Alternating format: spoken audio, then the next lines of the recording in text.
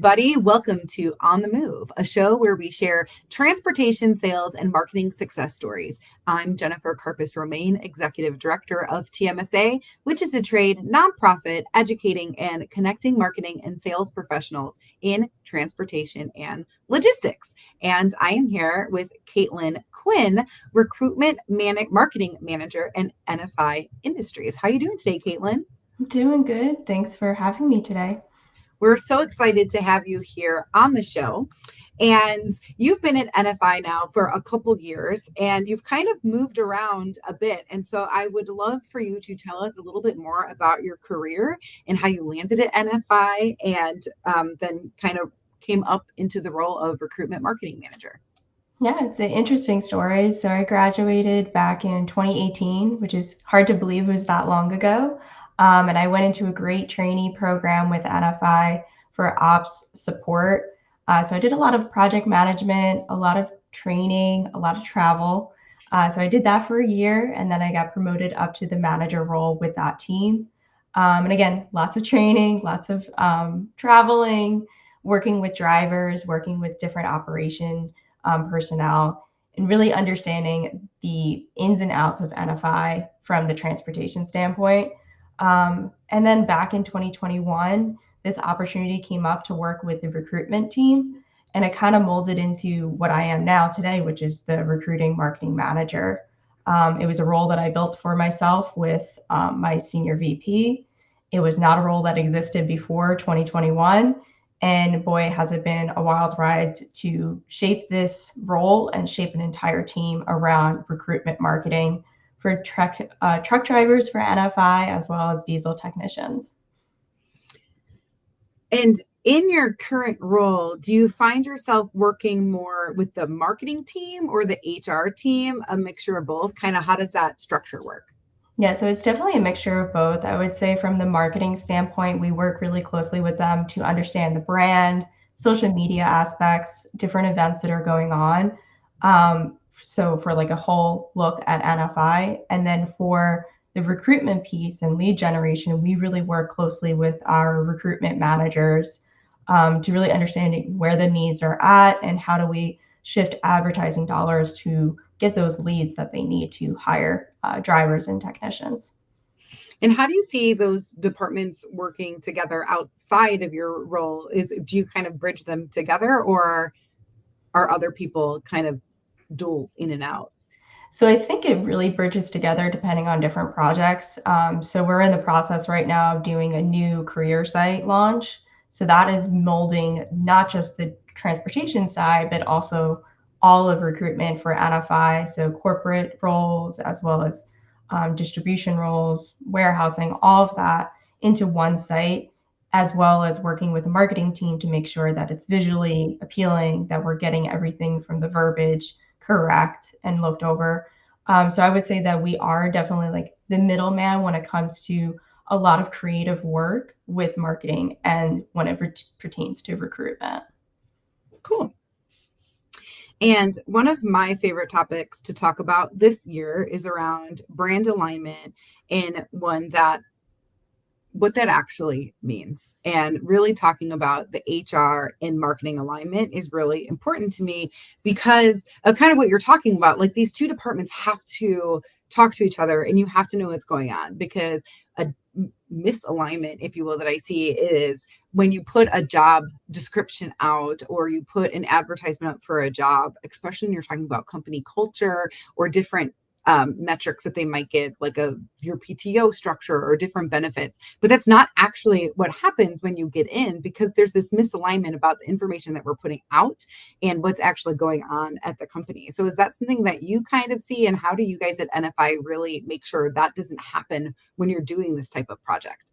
So I love that you asked about brand. I feel like it's very important from someone in my role, even down to the recruiters too, of speaking to these truck drivers, is to understand the brand and the culture of your company, whether it's NFI or somewhere else. So for what we do, it's not just, oh, we're posting social media posts out there showing our people. We're trying to showcase who we are as a company. And that transcends into our job postings. We make sure that we have everything up in front, from the pay to the schedule, as well as the perks and benefits that you get. So it's that PTO that you're talking about, on-site dispatch, 24/7 support from someone, whether it's on-site or over the phone. So those are the types of perks that we really grow towards NFI and make sure that everybody that's applying sees it. Awesome. And do you have any guidance on best practices and how the marketing and HR can work together to get that best outcome to make sure you're putting that output out correctly? Yeah, so I would say, especially coming into a role like this or someone that's trying to bridge that gap, is just making sure that you open up the environment for learning. So knowing that who you're speaking to are experts in their field, and you want to make sure that they are heard. So once you learn that side of the business, then kind of identify those that are going to be your cheerleaders in this type of project, that are open to learning, that are wanting to know the other side of the table, and you could bring them together. I feel like it always helps to have a spokesperson that is in there, in the trenches or understanding what needs to get done, gets the full picture. Great. And how do you kind of document processes? Like I know we all like a lot of people, I know that's something like even at TMSA we struggle with. Okay, we know that this is the process. It's working well, but how do we document that so then if anyone else is coming in, they can get up to speed, they know what's going on. Kind of how do you get when you have new team members or different departments working together, how do you make sure everybody's on the same page? So I think it's important going back to that education piece. So I was recently out for 2 weeks on my honeymoon, and I had to train up my supervisor on my role to make sure that everything was moving smoothly as I was out with campaign structures. So just having those one-on-one conversations on what you do day to day kind of gives the insight of that. And that goes really well with the recruiters as well, because you're the one that's generating leads for them. You're the ones that's putting out the advertisements, and they need to understand why you're saying what you're saying and what really is going to attract in the market. So I feel like giving them the research and the understanding of what you're doing is only going to educate them further in understanding of, oh, okay, this is why I have no leads right now. It's because CPL is really high in this market and we're not offering the best job. What else can we do to make this job better? Can we hire somewhere else?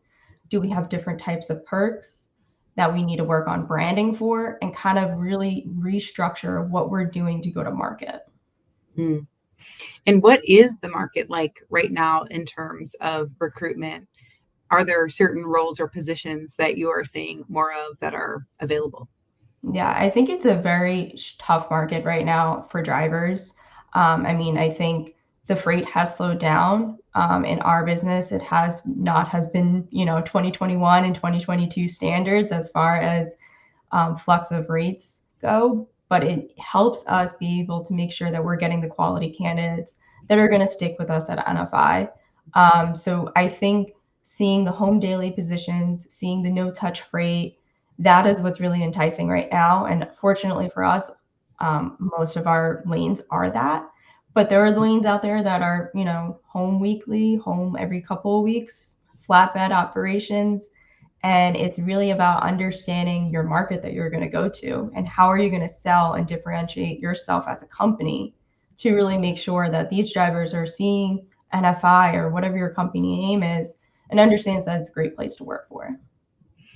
And are there ways that company can be doing better recruitment or retention right now, other than the tips that you've given? I do think really thinking about what is your differentiator, what does that actually mean, and how are you presenting that are all really, really important. But is there any other pieces of advice you would have? So I think understanding, I mean, in our business, we're a 3PL, so we have terminals across the United States, up in Canada as well. And we want to make sure that those that are interacting with the drivers every single day, those dispatchers, those managers are having a full understanding of not just what the customer expectations are, but what are NFI standards. So do they know our benefits package? Do we know that they are educated on crisis management and coaching for our drivers to be safer? So all of those are really, really important. I think that other companies should be looking at to make sure that you have managers out in the field and personnel out in the field that are really driving home to what your business is really looking for. Mm. And how do you assess where to recruit? So I'm thinking about, we've heard about how some companies use TikTok to recruit drivers, but how do you determine really where to go to recruit different roles? Yeah, I think it's all about the demographics. So really doing your research in the market, seeing what age groups, seeing, male versus female, seeing singles or families, that will help drive your messaging. So for instance, if you're going to look for somewhere in Southern Indiana for a flatbed role, and that market is predominantly drive-in, you're already beating against the curve because you're going to have people that are needing to strap and tarp their freight. So how do Mhm. you differentiate that? Okay, do we have better pay? Do we make it easy for them to get trained on flatbed? It's another specialty that they're going to have as a driver that will make them more, competitive in the marketplace. So that will really go into hand of how you're going to send your message out there. It's assessing that market. And how do you know what content to put where, or do you kind of, or how do you not reinvent the wheel, but use the pieces of Mhm. content that you have in multiple different areas to get what you're looking for? So I think it's understanding the channels. For us, like what we've been noticing on our social channels, differentiate from each other. So we are running more of a driver-based page and technician-based page. It's not as corporate facing. So we know our messaging is more about on TikTok and Instagram, the day in, day out. What is it really like to be in this industry? And we're not just educating people that are trying to get in the field, we're educating four wheelers like myself and yourself that are not truck drivers that don't understand what it's like to be in this field. And then for Facebook, it's really about celebrating our people and showcasing of their accomplishments. And it's definitely more focus. But I think it took us about a year to find out really what is our honed in approach for types of posts and what really lands. And then, TikTok just messes it all up with what actually is being pushed out, Instagram as well. So it's keeping on top of what's going on with these platforms and how are they pushing out content and how do you stay on top of that? One of the things, so in my recent past, I've taught social media marketing, and I always tell people too, the post, what you're putting out is really step one, even though you have all of the work that got to step one, but then you want people to engage and you want people to share, to comment, to like. But what is then, who's responsible for responding to comments or making sure that you're keeping up with that? Because I feel like that's something that I see too, that then people will be like, okay, where do I get more information? And there's no one responding. And then you're missing all of that. So, how do you make sure that things like that don't fall between the cracks? Yeah, so fortunately, I have a great team that is on top of that. We have one designated person that's really our social media guru. She's the one that's going to curate our content and be responsible for responding on the comments. We have, interns that have taken over responding to comments. We even have our recruiters going in and seeing what's being said and what's being asked. And I think it's kind of helps having a joint effort. But before you do that, you need to make sure they're educated on how to respond and what not to respond to. Because that happens too on social media. There's going to be people that are negative, and how do you handle those negative comments where you won't continue like backlashing or anything, but you are still, getting them the answers that they need, and it's being escalated properly if needed. And I love that you said that your recruiters will go in and see what questions are being asked. How do they then say there's a question that bunch of people are asking? You're like, okay, this seems to be really important. How do you kind of pivot your campaign or what you're putting out to then make sure you're including what the people are asking for? Yeah, I feel like the number one question we always ask is, where do I find, open positions? We get zip codes dropped into our comments all the time. And I think just driving our homepage, our website back to that, where we have all our jobs posted, is number one priority. So I think making sure when you're putting a post out there, if you're going to boost it or if you're going to make it an ad, make sure that it goes to your website or goes to a phone number, something for them to actually get more information. I think another great tactic is let them slide into your DMs. Say DM us, message us, or you message them, and take that conversation offline. You can make it more personal. You go back and forth. You get more information out of them in a private setting as far as their phone number and email. And then you could pass that information on to your recruiters to have that phone call and make it, again, a little bit more personal and let the recruiters do their job, be salesmen, and do what they do best, which is recruiting these drivers. I love that tip. That's really helpful. So I'm really excited because you'll be attending Elevate this year, which is June 9th through 11th. It is just a few weeks away, if you can't believe it, but you're going to be on a panel this year, and it's called People, Profit, and Purpose, Unifying Your Workforce for Business Impact. And Camille Gaines with Rig on Wheels, Charlie Safro of CS Recruiting is on there as well, and moderated by Holly Laboda with Luminaries Consulting, which is a pretty powerhouse of a lineup. Do you have any teasers that you want to share, or what you're looking forward to being on the panel? First of all, I'm just really, really thankful and grateful for being on a panel with such esteemed people. I mean, I feel like I'm just a little old manager over here next to two great, amazing CEOs. And I did meet them last year, so I'm looking forward to seeing them again. But I will say, as far as teasers go, I think what I'm really looking forward to is just talking about what we talked about here today. It's unifying people that may not know what the other person does and trying to make sure that they understand one another and are heard. So that's definitely going to be something that I'm looking forward to the most with that panel. Awesome. If anyone watching is interested in registering for Elevate, there is still time. Like I said, it's June 9th through 11th in New Orleans. If you're watching live, you can scan the QR code that you see on screen. If you are not watching live, but you are listening to us, it's events at .tmsatoday.org. And I should say, if you're listening before like June 3rd, this is still available. But if you're catching up in the past, well, you'll just have to catch it next time. But really, really excited for that panel. We are really thoughtful in the educational track on really dealing with what people are dealing with right now. And I think retaining people, recruiting people, these are all really important pieces of what's going on in the market. And it's a really tough market. So any type of tools, trips, or techniques that people can have to move forward their business is really great. So excited for that panel. Is there anything else about Elevate that you are looking forward to? I'm just looking forward to seeing everybody again. I met such great people last year. I was told that these are going to be my peeps, and they are definitely my peeps. So I'm really excited to be with them, and especially see New Orleans for the first time. I've never been there. Oh, very exciting. We have so much planned.